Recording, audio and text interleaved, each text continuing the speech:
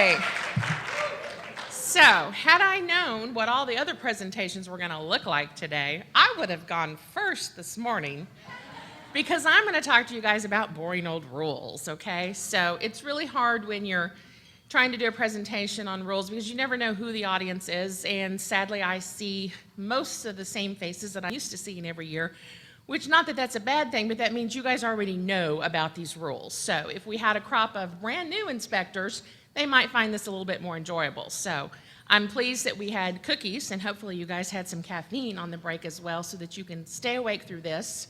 And if you can just bear with me as we get through mine, then Laura's going to come up when I'm finished here and talk to you about cone beam, and I think that's going to be a little bit more interesting for everyone. So hang in there and we'll get through this. Let's see if I can make it go forward. There we go. All right, so there's our objectives. And because rules are so incredibly boring, and we've had such a nice spring in Texas, though some of us had a little more rain than we'd want to, we had a beautiful wildflower season. So those are some of the bluebonnets, our Texas state flower, growing in my own flower beds. And I'm blessed that they get to come up about a month earlier at my house than they do on the roadside. So I've got a happy spot. All right, so we're going to start out talking about the CRCPD Suggested State Regs, Part F, specifically Section 11, which talks about our CT requirements. And we're just going to hit some highlights here. These are things that our other presenters talked to you guys about in more detail and gave you a lot of the meat and potatoes, so to speak, of why we do these things. As you guys all know, rules are set to be a bare minimum standard. And fortunately, folks do the right thing for the most part and go in and expand upon that and make things that we set as a minimum standard and do them bigger and better. So, Part F is requiring accreditation. That's not something that the average state requires, though that's coming from other facilities and other organizations. And so we're all headed in the same direction, and I think hopefully that's going to be the most common thing that we see down the road. We have a section on technical and safety information. You need to have a means to terminate your exposure. You need to have your visible signal to indicate that your beam has been terminated. And you need to have an ability to do that for scans that are greater than a half a second there. All right, we have all this lovely tomographic plane information for single and for multiple. We need to make sure that our light source is going to allow visual determination under normal ambient light conditions. I don't know as an inspector that that's anything that anybody checks. Are any of the states that are here checking light ambient? Yeah, that's another toolbox that I don't want, or another tool I don't really want to carry around in my personal toolbox either. All right, so when we talk about the beam on, we want to have the gantry and the control panel show us that. We need to have our emergency button clearly labeled. We want to know that our CT conditions are indicated prior to the initiation. That goes back to our lovely old technique charts that we're so fond of. We had additional requirements for things that were manufactured after 1985. Sadly, there are still a few things out there. Hopefully, reimbursement issues are going to slowly make those things go away. But there are still some sites out there that are using some really, really, really old equipment. We have things in the rules that are talking about the total error, making sure it doesn't exceed the 5 millimeter. We want to make sure that the X-ray production can be, that the period, if it's less than half a second, then the indication shall be actuated for at least that half a second. If we're going to deviate from the indicated scan increment versus the actual increment, it shall not exceed plus or minus 1 millimeter. We want to make sure that if we have any type of premature termination or interruption, that it really requires that the CT operator initiates another scan. It's just not going to go crazy and go wild on us by itself.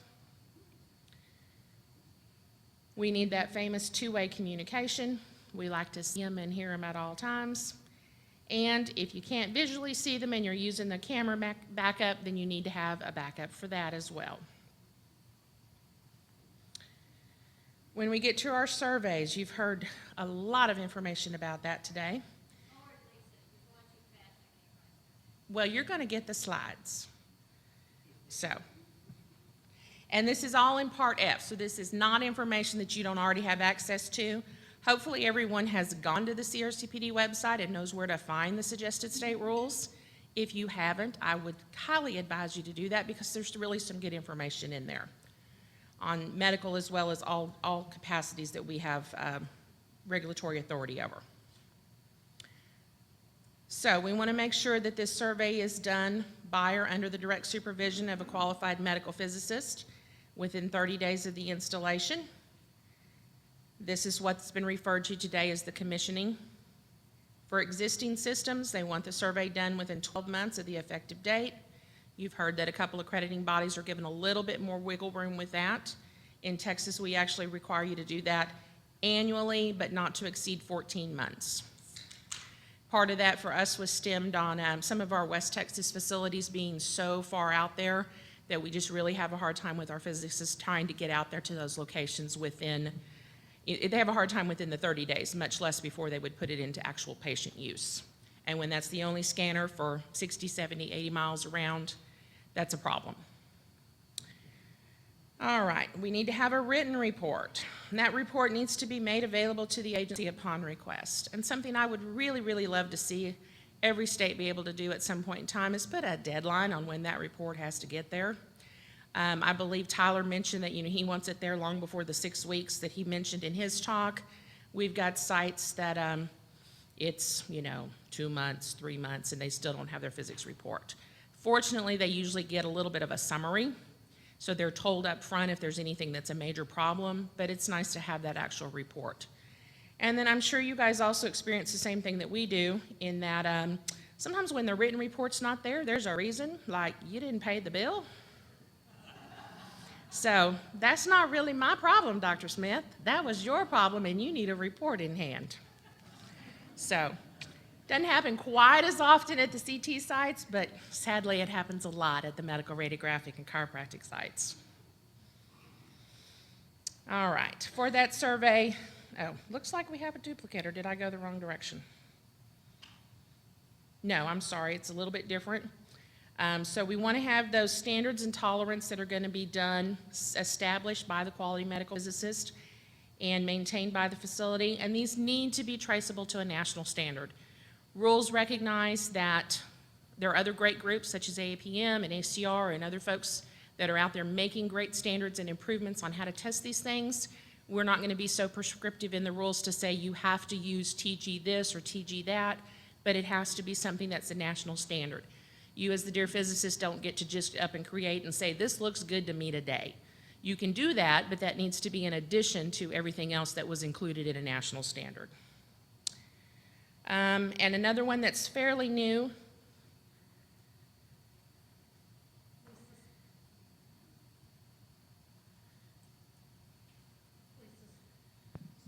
Okay. Lisa, sorry to interrupt, but I've heard several times today that AAPM and ACR create standards. We do not. Okay.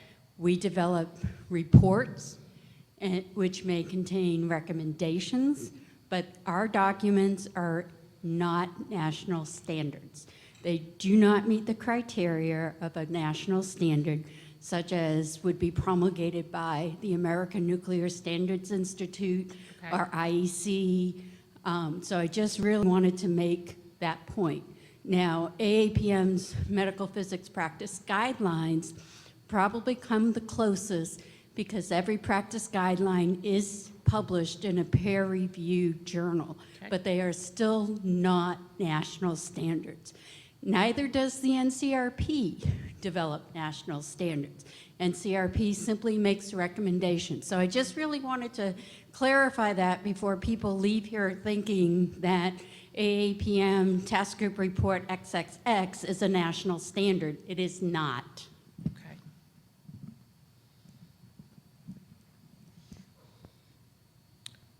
All right, so the bottom bullet here is a fairly new one that was put in Part F with its latest revision, in that they want you to have the CT units looked at after any type of a major repair that could affect the radiation output or the image quality.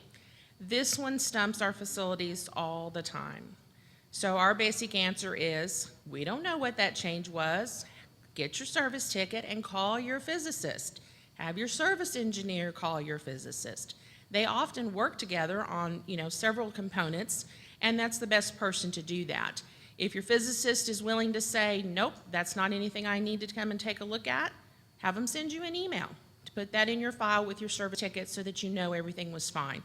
If the physicist says, I needed to have come out, and you guys didn't call me, then we will follow up and issue a violation on that. But the easiest way to do it is to just contact the physicist, send them the information on what upgrades, repairs, parts were replaced, and let them make that determination in their professional opinion.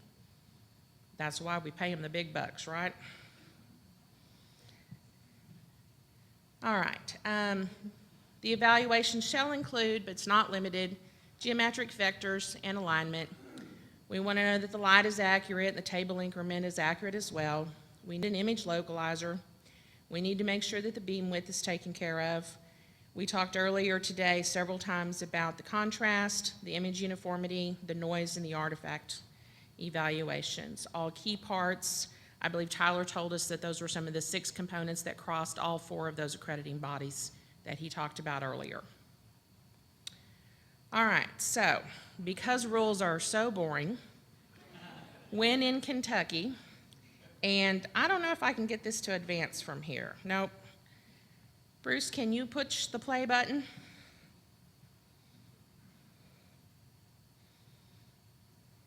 It should have loaded. Oh, it's not going to load.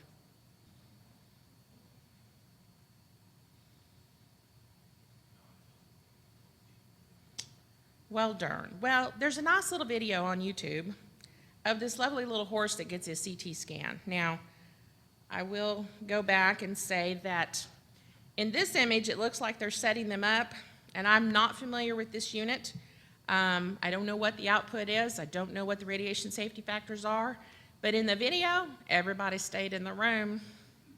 Made me a little nervous as an inspector. They did have aprons on, and I believe I saw some personnel monitoring badges on, but for this view, this guy stands here, and there's somebody on the other side of the scanner that's kind of holding and petting the horse's nose, keeping him calm. And I get that. They're not real obedient about staying still. But yeah, that kind of made me nervous, and we need to look into that a little bit more, I would think. All right, so moving on, we're still talking about the evaluation here. Needs to have the CT number accuracy, checking the image quality at the workstation displays. It's really important that they be able to see what it is they're really looking at here. We need to review the results of the routine QC. We want evaluation of the audible and visible signals, of the images that the unit is on or it's not. Posting requirements need to be there. We need to have a look at dosimetry. Measurements of the CT output the radiation output for the system should be to a calibrated dosimetry system, and it needs to be traceable to a national standard within the last 2 years. We still have facilities that the physicists are like, well, I sent that out 3 years ago. Well, that's not quite going to work for us. You need to know your meter's good. All right, that quality control that's happening or should be happening at every CT scanner needs to be developed by the physicist according to the rule. I would say it needs to be developed with the physicist and the facility staff's input, and I think that's what we heard today. Certainly needs to include what the acceptable tolerances are, incorporating the use of the phantom, covering the CT noise, the number and the artifacts that are going to be evaluated, and the SSR Part F is saying that it should not exceed 1 week. I would imagine that's mostly volume driven. Some of the facilities that don't do as many studies day and night would probably only need to do it once a week. For those that are running 24/7, hopefully they're doing that on a daily basis. And of course, you need to document and maintain all of that for inspection. All right, operators need to meet the minimum requirements set forth in the suggested state regs, and they need to be specifically trained on the operational features of the unit by either the application specialist, the qualified medical physicist, or someone else deemed qualified by the agency. Not real sure who that would be, but the rule allows that. Information needs to be readily available to the CT operator. They need to know what their routine QC is. They need to know how to use the phantoms, what's the appropriate schedule, What are the variances allowed by the physicist? When do they need to stop scanning patients? When do they need to make a phone call to say, hey, I'm having a problem, either to the service engineer and or the physicist? And they need to have the results of that most recent QA and QC available at the system. Hopefully they have everything there from the last time you inspected, or at least have access to it. Needed to be done using protocols established by a recognized national entity, and they need to have the instructions on reporting those deviations. If the QMP evaluation or routine QC for CT system identifies a system parameter that has exceeded, what are they going to do about that? They need to have some type of written instructions that they've worked to develop with their physicists to make sure that they're proceeding appropriately, or that they've stopped scanning their patients at that point. So this is what happens when you have blue bonnets, which are over here on top, the top right, and in the middle you have Aggie bonnets, which are genetically engineered to be maroon. That's Texas A&M's colors, and that's who did the genetic engineers. And what happens when they get together and crossbreed and have babies, you get the purple and you get the pink. So you just never know what they're going to end up looking like. But even when we have a little bit of a winter, the blue bonnets are the first thing we see in spring, so it's always a welcome thing. All right, so now we're going to switch over to talking about radiation protocol committees. This was a relatively new thing that went into the SSR Part F, and it starts off with the required members. We want you to have the lead CT radiologist, the lead CT technologist, our qualified medical physicist, and other individuals as deemed necessary. Folks to consider might be the radiation safety officer. I know in Texas we have an issue with so many of our small rural facilities. They have one physicist that comes out and routinely will see all the hospitals in the surrounding 3 or 4 counties at the same time. So when we put this in our rule, they said, well, can we get together? Because we only see the same physicist, and often they have the same interpreting radiologist, and the only thing that's going to be different for them are going to be their CT techs at the site. So we allowed them to do a cooperative of some nature. We just said you need at least one entity or one person from each location to attend your meetings there. So that helps them to save a little bit on the expense of having the physicist and the radiologist there, and gets the same thing accomplished at the same time. Need to have those meetings at a minimal of 12 months, not to exceed that interval, and really, really nice if you're doing that more often. We're perfectly fine in Texas with you doing that by electronic means. Send emails, well, in West Texas, they still do quite a few faxes, but mostly emails for the most part. All those meetings need to have a record. We all know in the regulatory world, if it didn't get written down, it didn't happen, so it's all about the documentation. We want to have the date of the meeting, the names of those that were in attendance, the minutes that were taken during the meeting to tell us what you did, and what any actions were that you made. Your radiation protocol committee must have established and written protocols. These need to include a method to monitor the CT radiation output, a standard protocol naming policy. That is a nightmare. That's where our little collaborative groups have a hard time, as the ACR database quickly found out that, you know, a head CT is not a head CT. They all call it something different, and trying to make those numbers match up with those 150 names for the same study is a big problem. They need to have a diagnostic reference level, some type of a notification value, and an alert value. They need to be setting an action to take when a dose alert value has been exceeded, and that may need to include patient follow-up. It's left up to the facilities and the radiation protocol committee to make that determination. They need to have a process for determining who has access and authority to make changes to the protocol system, including a method to prevent any unauthorized modifications to those CT protocols. We know that the vendors have managed to lock most of those systems down. Again, that's pretty much with the newer equipment. Some of that older equipment's a little bit easier to get in through the back door. We need a record of the radiation output for the information, to include patient identification, type and date of exam, what system it was used on, and the dose values. Does any of that give us patient dose? No. The radiation protocol focus is simply to say, capture the information while you have it available in case you need to evaluate it with your physicist at some later point in time. So in Texas, we ask a few more questions. We've gotten to where we like to know the scope of the practice. We want to know, is it a family practice? Is it a minor emergency room? It helps us to get a sense, especially if we end up in an enforcement case, as to what this facility actually does. We want to know when they were inspected last, when they had their first inspection, gives us a sense of how old they really are, and what other types of units do they have? Is CT their only gig, or are they doing a plethora of everything? And of course, we want to know that they have a qualified medical physicist, and we want that number. In Texas, we call them a licensed medical physicist because we have our own licensing board, but it's the same basic qualifications as the QMP. All right, we need to, we asked for the list of the credentialed operators. We have a 2-line item in our current rule that refers over to our Texas licensing rule for the CT operators, but we do check those on the high-risk modalities.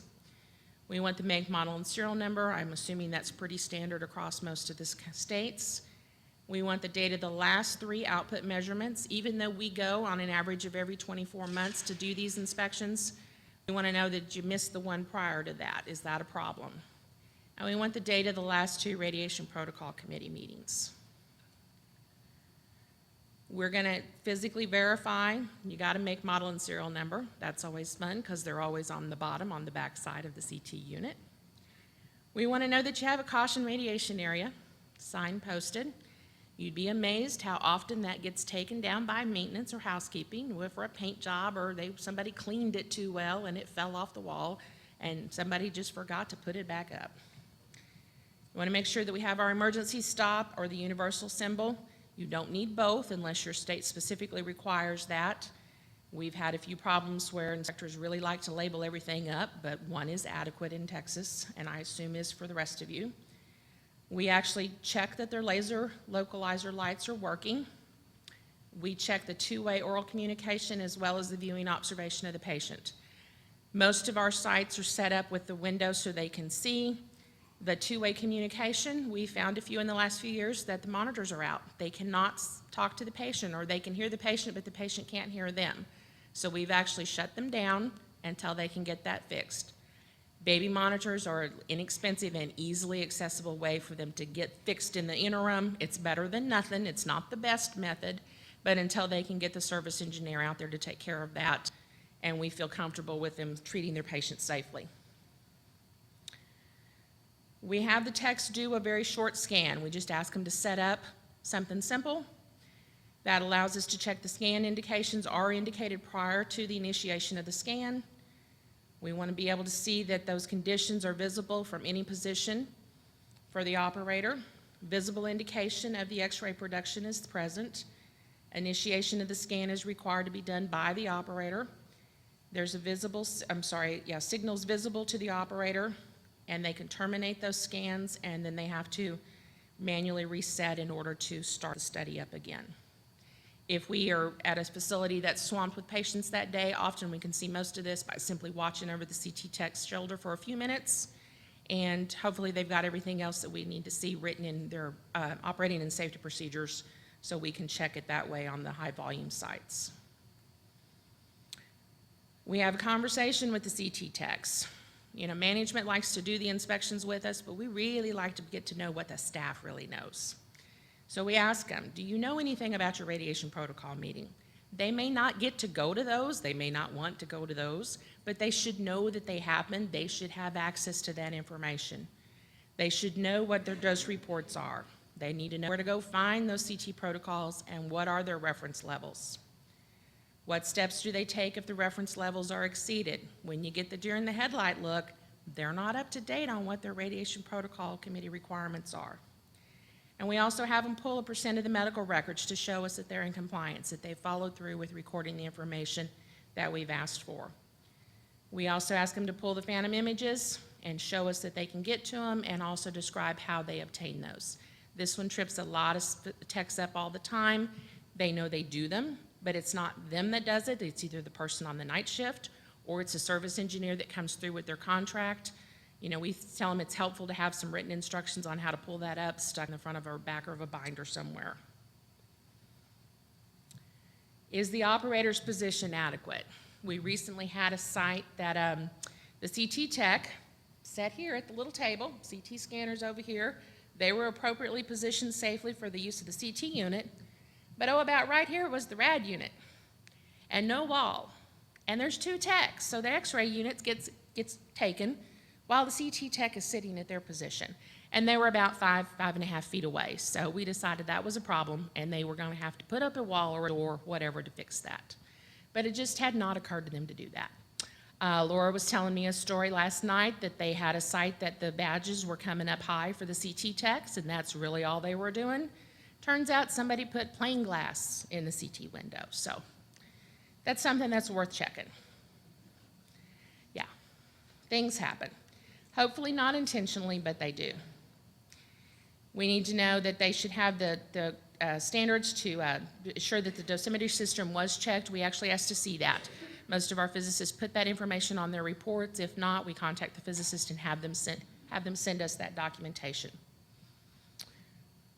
Let's see, this is pretty much the same thing. Need to have those units tested within 30 days after install and within 30 days of any major change that would affect the operation or the output of those units. All right, their maintenance schedule should be developed in writing and included in their operating and safety procedures. Some states call them SOPs. It's basically the same thing. They need to include the interval for how often they're going to do them. We don't put that specifically in our rule, but we will certainly use it against them. So if you tell me you're doing them daily, then they need to be done daily.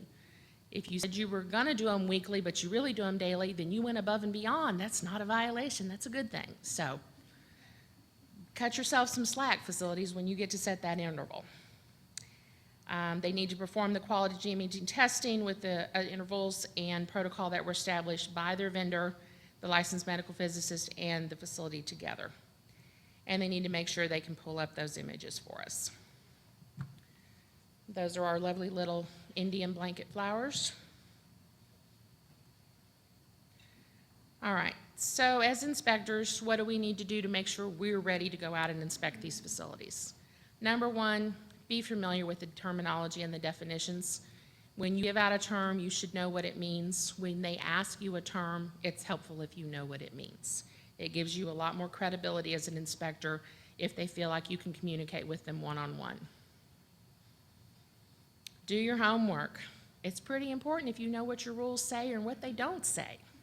There's always those little areas where we get down in the weeds and we're like, did it say this or say that? But that shouldn't be our routine approach on an inspection. Do you have any policies regarding CT? Policies aren't rule. Those can be set by your department and they can be changed at any point in time. Does your policy state that you're going to have those physicist reports due at an interval not to exceed 12 months, but internally you're going to give them a 10-day wiggle room? If you do, that's great. If you don't, that's fine. If you had that policy and it changed, you needed to pay attention when the memo came out that it changed. It's also important or useful to subscribe to information so you can stay up with what's happening in the CT world. I'm sure there are numerous other sites out there that will send you information, but antmini.com sends me nice little snippets. It's quick and easy to review. If you're not familiar with that site, it's free, and you can sign up for whatever modalities you're interested in. AntMini has not paid me to advertise for them, so just passing that along that it is some good information that you can keep up with what technology changes are happening. Be aware of those national trends. I obviously left off 2 accrediting bodies that I was not paying attention to, but you need to know what changes are happening out there, especially for the reimbursement issues. Often you're the only warm body they see other than their physicist. They may have heard a rumor from a friend that, oh, so-and-so is changing this, but their physicist was just there 2 months ago, and they don't really know where to go to get that information. We're not supposed to be providers and experts on that information, but it's helpful if you've at least heard of it and can suggest that they contact one of their other facilities that may be more aware of what's going on. So how do we relax and get comfortable with CT inspections? If you don't come from the CT world, shadow a CT tech for the day. Find somebody that you connect with, find a facility that you think does stellar work, and ask if they'll let you come and hang out for the day. Work with a physicist. They're getting better. 20 years ago, they weren't as easy to talk to. They're a whole lot easier to talk to these days, and most of them are certainly willing to share their vast knowledge of information if you just simply ask. They would much rather you ask, what does this report mean? Explain it to me, than for you to issue them a violation because you didn't understand something. And review a bunch of different physics reports. Get some good examples. Use those to help you become familiar so you're aware of what's going on and you're comfortable with those reports. This is our favorite place in Texas to relax. It's called Garner State Park on the Frio River. And the biggest decision we make all day is, do we float before breakfast, after breakfast, or both? All right, so some of the problems that we see routinely, and I suspect are pretty common across the country: the physics testing not getting done initially, being done at interval over the 12 months, or 14 months in our case, not done when a repair that was going to cause the output to change. They're missing information. They didn't do some of the tests. They have a little form, but they left half of the entries blank. The report's incomplete. We actually register our physicists. They have to be licensed in Texas, but unless they work for the actual facility itself, if they're a consultant, they have to be licensed and registered with us as well. So we issue violations to them and the facility. Doesn't make us very popular, but it helps to clean up those reports. We often see the facilities aren't doing their QC at the right intervals. If they did bother to perform it, it's not documented, or they can't find those records. And we see issues with the technologists being unfamiliar with their software or the proper applications training. Have them, suggest that they work with somebody else. If they don't have an option, their contract's expired with the vendor, they can't get them back out for applications training. Maybe they need to go find another scanner in their area that's just like theirs and spend a day with a CT tech so that they can learn how to better utilize their unit for the safety of their patients. Inspectors should be familiar with medical facilities and CT equipment in general. Have a basic understanding of how that equipment functions. Understand what the image artifacts are, what we do for quality imaging. Be familiar with the different parts of the physics testing. And be good at looking at that documentation to know whether it does or does not show compliance to meet your regulations. When in doubt, call or email the physicist to find out. All right, several years ago, 2012, the CT committee put out a guidance document for state inspections. This was before Part F was issued, so there's a few things that can be updated in there, but if you don't have anything to start with, it's a great place to start. It is also available on the CRCPD website. There's my resources, and I got a daughter as of October, so our family has expanded by one. All right, any questions at this point?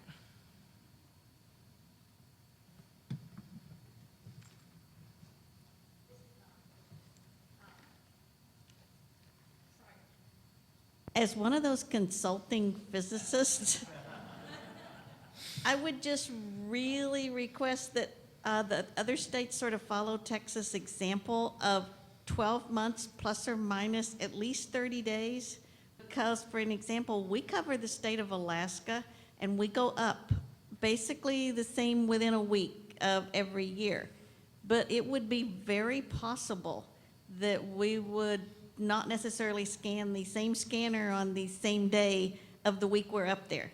And I'm just saying it would be an inadvertent mistake, but it would cost the facility, it could cause a lot of trouble, even though the intent is obviously to meet a 12-month requirement.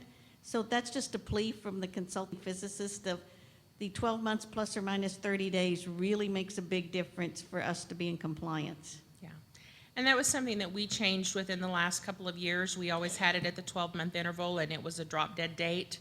For a time, we had a policy of 10 working days or 15 calendar days that we'd give them some wiggle room. And when we changed it to up to 14 months, we took away that policy of any wiggle room. So it is going to be a drop-dead date after that time.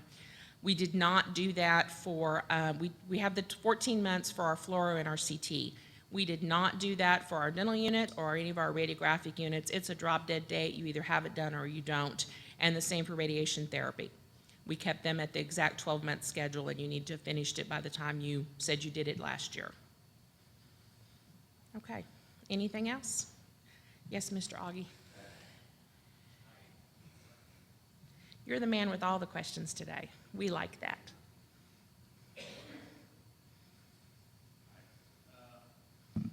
My question is, what kind of training that does health physicists required in order to be intelligently review medical physicist report? So you said what kind of training does the health What kind of physicist, so you mean training- from the inspector Yeah, side? Yeah, the inspectors who need training in order to understand the medical physicist report and to be able to pick up mistakes and to review the medical physicist report competently, so as to find out whether in fact the medical physicist report does contain all the requirements that are promulgated by the guidelines from the AAPM and the ACR. So that being said, do we need to have a competent HPs to be trained to a level that will provide excellent review? Well, I would agree with you that we do. I can't speak to what's happening in the training for other states. I know that our inspectors, it takes us roughly a year to get them completely trained on our modalities. It takes about 3 years for an inspector to really know how to do their job, where they finally get that comfort level that, you know, I think I know what I'm doing most of the time. For our new inspectors, we spend a week dedicated to CT training with them and take them out for site visits. They have to accompany other senior inspectors for several inspections before they're allowed to do solo work. And when they're still new and starting out on their own CT inspections, we get a lot of phone calls and emails from them that says, hey, this report looks a little weird to me. I haven't encountered this physicist before. Sometimes we have a sense of comfort based on who the physicist was. So we say, you know, we ask, who was that? And if it's a group that we're very familiar with and we know their work is good, then we're really going to tell them to just kind of check for all the blanks were filled out, that they didn't miss something, that they weren't having an off day when they turned that report in. For the other sites where the physicist is like, yeah, we're not real familiar with those, or sadly, there's good and bad in every profession. Sometimes we have a physicist or two that does not give us any warm fuzzies. And we're like, yeah, send me a copy of that report. I know, there's good and bad in every profession. Y'all miss Lynn's shocked face, like, what? That's not possible. But yeah, it is. So it just, again, it takes them time. And we do encourage them to, again, reach out to the physicist, find one or two. You know, the inspector that trains them up may have a physicist that they work with, but they don't think the same way that this inspector does. So we ask them to find another physicist that thinks and explains things in a manner that they're able to understand. And it really, really improves that. The inspectors that are afraid to stop and ask any questions are the ones that we worry the most about, and we realize we have to do, as managers, have to do more follow-up with them to make sure that they're not overlooking something because they were too worried to ask.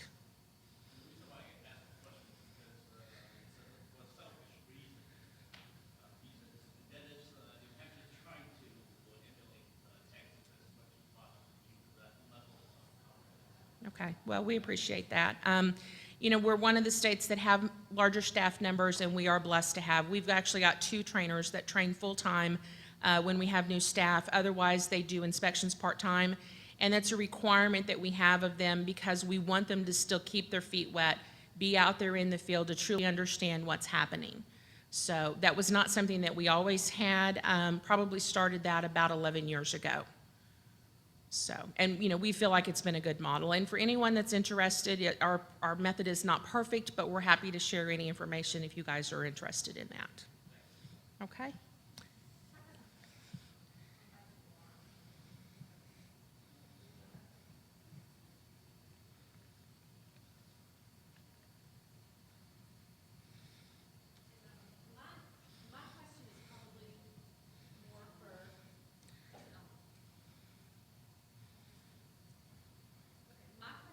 More for Melissa and Tom, and that is what I generally see in the field, and I think probably a lot of you. When a machine goes down, they call the manufacturer, they call The their service PM, engineer. their service engineer to come in and fix it. when do you want to be notified or brought into that process? It's a good question. At the very beginning? Do you want to be in, I mean, is it a simple fix and maybe, I mean, should they, I guess my question is, should they be calling you prior to calling the service engineer? No. Or, where do you want to fit into that process, and do you always have to fit into that process? Well, I know what we normally do. We want to know what the service engineer has done. And so for several of our larger sites, they actually just have us set up on an automatic email when every time they have service, they send us a copy of the service report. So at least we know what they've done. But I would say is we want to talk to the service or either the service engineer or the administrators, but we need to know from the service engineer what they've done. Yeah. And the sooner the better. I mean, we really don't want to hear it 29 days into the 30-day cycle that, oh, by the way, we replaced an x-ray tube 29 days ago. Right. Yeah. And we would agree with you. And, from a physics aspect, yeah, it's all about that documentation too. I couldn't get there because you guys didn't call me, so there's only so much that you can do. And I would say the other thing I will own up to, we have also been some of those uncooperative physicists that when they haven't paid their bill for the last 2 years, we will do the report and we will tell them like what they're missing, but we will hold their report for ransom. Right. Well, it's the only tool that you have, and I know we certainly as inspectors are wise to that, especially with certain modalities, we will say. So, yeah, it's pretty common. When you're like, well, I think I had it done, but that physicist, they just don't send me in my mail. They don't send me my reports. And I'm like, yeah, we know that physicist is better than that. You didn't pay the bill, dear doctor. So, all right, any other questions? Then I guess we will invite Miss Laura on up to talk to us about cone beam.